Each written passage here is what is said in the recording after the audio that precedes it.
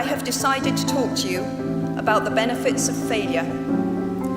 And as you stand on the threshold of what is sometimes called real life, I want to extol the crucial importance of imagination. Failure gave me an inner security that I had never attained by passing examinations. Failure taught me things about myself that I could have learned no other way. I discovered that I had a strong will and more discipline than I had suspected. I also found out that I had friends whose value was truly above the price of rubies. The knowledge that you have emerged wiser and stronger from setbacks means that you are, ever after, secure in your ability to survive. You will never truly know yourself or the strength of your relationships until both have been tested by adversity. Such knowledge is a true gift for all that it is painfully won, and it has been worth more than any qualification I ever earned. So given a time turner, I would tell my 21-year-old self that personal happiness lies in knowing that life is not a checklist of acquisition or achievement. Your qualifications, your CV, are not your life, though you will meet many people of my age and older who confuse the two. Life is difficult and complicated and beyond anyone's total control, and the humility to know that will enable you to survive its vicissitudes. By any conventional measure, a mere 7 years after my graduation day, I had failed on an epic scale. An exceptionally short-lived marriage had imploded, and I was jobless, a lone parent, and as poor as it is possible to be in modern Britain without being homeless. The fears that my parents had had for me and that I had had for myself had both come to pass, and by every usual standard, I was the biggest failure I knew. Now, I'm not going to stand here and tell you that failure is fun. That period of my life was a dark one, and I had no idea that there was going to be what the press has since represented as a kind of fairy tale resolution. I had no idea then how far the tunnel extended, and for a long time, any light at the end of it was a hope rather than a reality. So why do I talk about the benefits of failure? Simply because failure meant a stripping away of the inessential.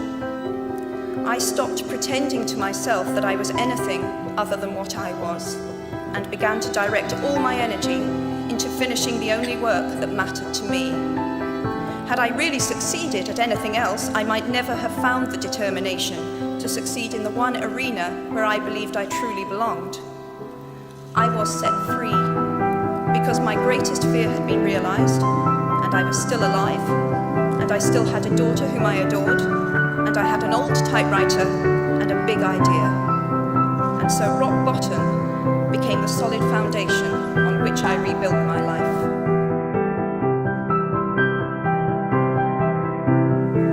You might never fail on the scale I did, but some failure in life is inevitable.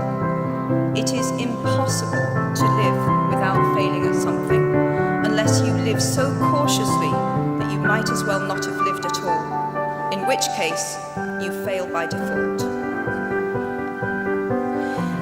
Now, you might think that I chose my second theme, the importance of imagination, because of the part it played in rebuilding my life, but that is not wholly so. Though I personally will defend the value of bedtime stories to my last gasp, I have learned to value imagination in a much broader sense. Imagination is not only the uniquely human capacity to envision that which is not, and therefore the fount of all invention and innovation. In its arguably most transformative and revelatory capacity, it is the power that enables us to empathize with humans whose experiences we have never shared. One of the many things I learned at the end of that classics corridor down which I ventured at the age of 18 in search of something I could not then define was this, written by the Greek author Plutarch. What we achieve inwardly will change outer reality. That is an astonishing statement, and yet proven 1,000 times every day of our lives. It expresses in part our inescapable connection with the outside world, the fact that we touch other people's lives simply by existing. But how much more are you likely to touch other people's lives? Your intelligence, your capacity for hard work, the education you have earned and received, give you unique status and unique responsibilities. Even your nationality sets you apart. The great majority of you belong to the world's only remaining superpower. The way you vote, the way you live, the way you protest, the pressure you bring to bear on your government has an impact way beyond your borders. That is your privilege and your burden.